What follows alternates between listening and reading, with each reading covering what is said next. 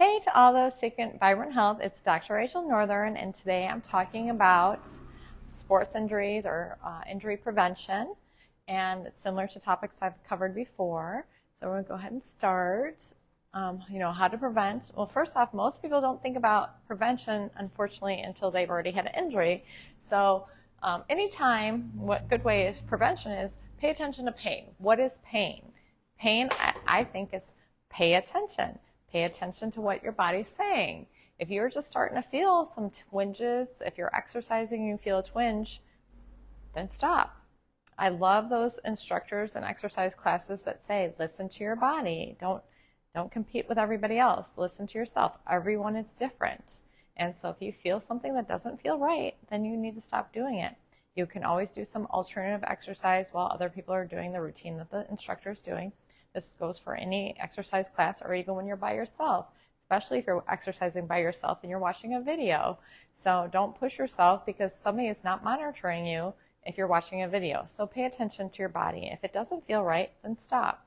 And then, you can always contact a health professional, go seek someone like a chiropractor, physical therapist, and see if there's something that's off on your body that you need help with. So, the body is wise, so we need to listen to it. And this is unfortunately the trap of our society. Anytime we do have pain, we think, cover it up. There's all these commercials about this, take this drug to cover up this pain. If you got back pain, shoulder pain, headaches, take these drugs. Unfortunately, drugs are just masking and covering up potential problems that will get worse as time goes on if you don't address those properly. So what happens is the pain medication blocks it, then the tissue doesn't heal properly, then we start to have a chronic inflammatory process, and then we become dependent of always taking medications. Some people just think that since a medication's over the counter, you can just buy it at any drugstore or grocery store, that it's safe and that you can take it all the time, but it does say on the label, if you're taking it over several days, to contact a physician because it can hurt you. There's a lot of diseases caused from misuse of over-the-counter drugs. So be careful. Find the cause. Let's find what's going on and see what we can do to help treat it properly and help fix it. So here's some holistic ways if you do come across some pain. So like I already said, go to a chiropractor so we can assess you and see what actually is the cause. If the joint's not sitting right, if your spine's subluxated, if your hips are rotated. A physical therapist also is a great resource to make sure that you're coordinating your muscles. Maybe you've had overuse of one muscle and it's imbalancing your whole muscle gates in your body. So they can help give you exercise to bring you back into balance. Poor ergonomics, we have tons of that. A lot of people working from home. I have friends even that like to do their work from home and their laptop on their couch, which is like the worst support. So I always suggest have a proper desk at home if you work from home. Stand desk is best because then you can sit down a little bit, stand up a little bit, have in between. Even if you can get one of those treadmill desks, that's even better because then you're moving.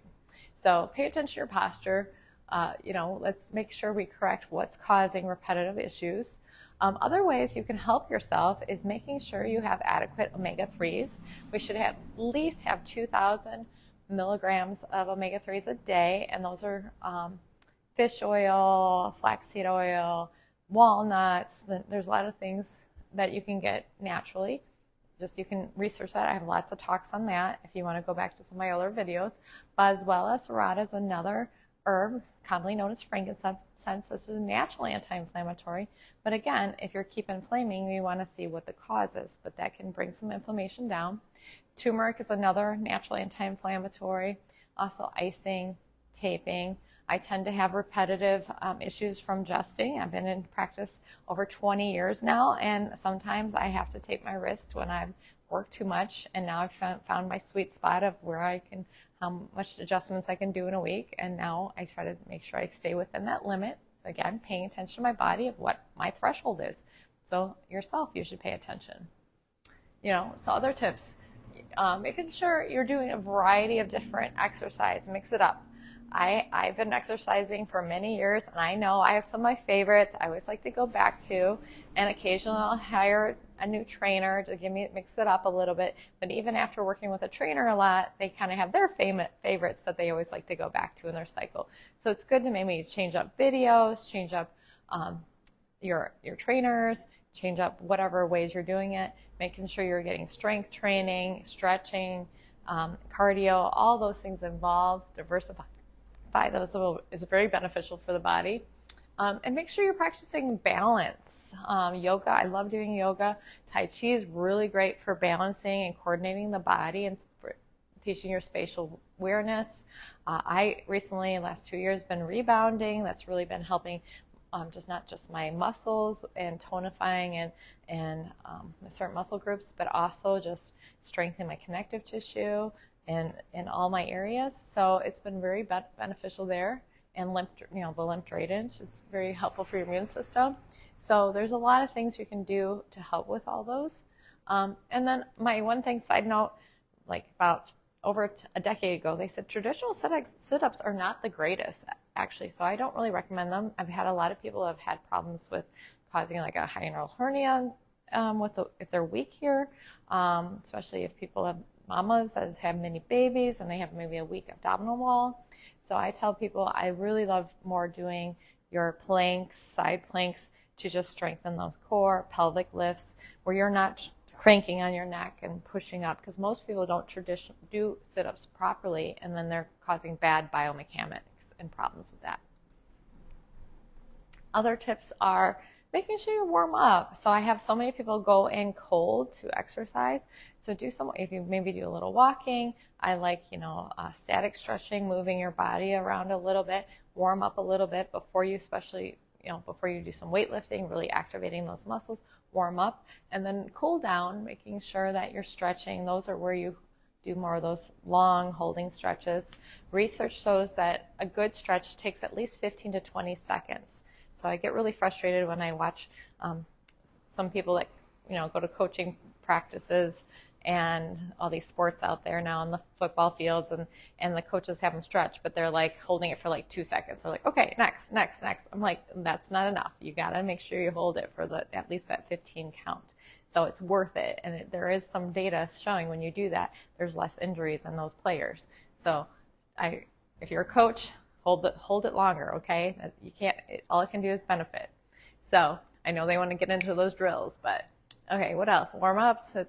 My favorite cycle of warm-ups, or actually cool down, I usually do this at the end of my workout routine, is sun salutations. It's a cycle of different yoga poses, and through a sun salutation, you can get pretty much your whole body pretty stretched. So if you just go through those, and I do have that video on my YouTube channel, and you can always text our office number. I'll give it later. If you want us to text you that video, we can send that link to you. So what other tips? Invest in shoes. I have so many patients, it's one of my pet peeves, come in with really crappy shoes, not supportive shoes. If you're an active runner, I say, they say there's so many miles that you can put on. It's like 3 to 6 months. Cycle your gym shoes out. Get rid of them. I know they'll look good on top, but they're worn out on insides. So, especially unfortunately nowadays, the materials are kind of subpar. They're not as good as they used to be. So gym shoes are wearing out a little faster. It's an expense. I know I have to do it myself, but it's worth it for your body. So if you are really serious about your exercise and want to prevent injury, try to make sure you cycle those shoes out. Okay. There are some charities that will take your used shoes, so you can always give it to a good source. Go at your own pace, which we've already talked about. Don't be in competition with other people. Be in competition with yourself, and it's okay to push yourself, but don't compare yourself to others that you always have to be going with the groove if you're not actually physically capable. So pay attention. And a big thing too, I've talked about most of my talks about make sure you feed yourself. The sugar is inflammatory, so that's going to make those ligaments and joints and tendons more susceptible to inflammation and injury. So try to eliminate the sugar and high fructose corn syrup. Try to make sure you have a rich food and nutrients. Manganese is really important. Not magnesium, but that's important too. But manganese is Mn on the periodic table, and that is a nutrient that helps strengthen our tendons and our ligaments. It makes it the tensile strength of it. It makes it really strong. So, trying to get your nuts, your greens, your deep veggies, those things that have those nutrients, get those regularly into your diet. The better your diet, the better you're going to have building those parts of your body that need to be stronger. So you are what you eat, or what you put in. So if you're putting crap in, it's going to have crappy results. Water. Everybody knows to drink water, especially if it's hot out. Make sure you're extra hydrating. If it's hot out and you're sweating a lot, make sure you add some of those electrolytes. I know right now that is popular, those little powders you can put in water. Just be careful again that it doesn't have like artificial sweeteners and a lot of sugar in them. There is some that are like low sugar that have a lot of good ingredients in them. So pay attention to what you're adding in those electrolytes. There's most of them on the market I don't really like. There's a handful of them that are really good though. So pay attention to what's in those. And there's a lot of research saying that the more you stretch, that it actually correlates with longevity. So the more flexible you are, the more active you are, the longer you tend to live in life. So it's really important to just pay attention, and doing just a little bit, every day or every other day, that's going to give you longevity for the lifetime. So invest a little bit now, and it's going to pay off in the future. I like the phrase of, if you invest in your health now, you won't have to invest in disease later. So let's work on that. Let's see what else we got. So I had some requests on, some people say they're clumsy and that's why they are injured all the time. So there is a part of our brain that's correlated with like our spatial awareness, and some people, whatever the way their brain's developed, we tend to check these in babies a lot and try to make sure we try to increase their spatial awareness on that when we're making them follow things and reach for things. And as a baby, we like to play those games, but as adults, we don't. So there's a couple exercises I want to talk about for like spatial awareness, or tapping into your proprioceptiveness, we call it, like having your muscles know where you are in space. And these are good to incorporate into your exercise. A lot of yoga things already do this, but one thing is like standing on one leg. And this I do a lot to recommend for my seniors, because they are at risk of falling. And if they fall, if they're brittle and not healthy, they can break bones. And so let's work on strengthening their muscles and their bones, too. But, practicing standing on one leg. I tell them even have a chair by if they can't do it, and see if they can get up to 30 seconds of one leg and then switch and do the other. I tell my adult patients that are, not senior yet, brushing your teeth. That's a great way, because you're shaking your body at the same time, standing on one leg. See, I'm doing it really well. And that's something that's really important to kind of develop those things. And then if you can incorporate different movements while you're standing on leg, that's going to even be better. So spatial awareness there. I was talking about also, there's a lot of like doing cross crawl movements, even as an adult, of like putting knee up and crossing and paying attention to where you're in space, and then try to do it with your eyes closed. That's going to give your arms factored into that. And then the everybody thinks about when you see on TV on cop shows or whatever, when they're pulling someone over for if they're been intoxicated, of like doing the touching your nose and doing it while your eyes open, eyes closed.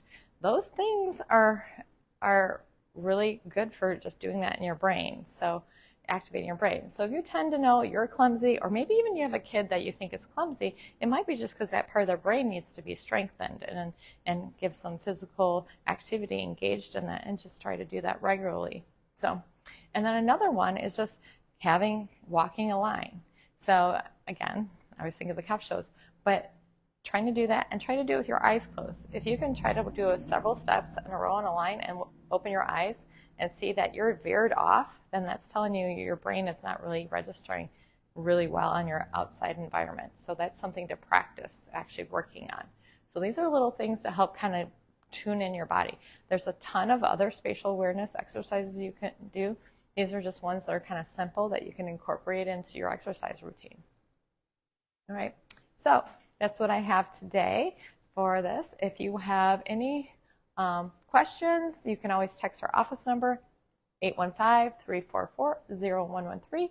Also, I have tons of other videos on my YouTube channel, The Doctor in You, DCCACCP. And you can also go to our website, The Doctor in You, I already said that. Oh, and I do have a book on Amazon called A Journey to Vibrant Health. Thanks for joining us.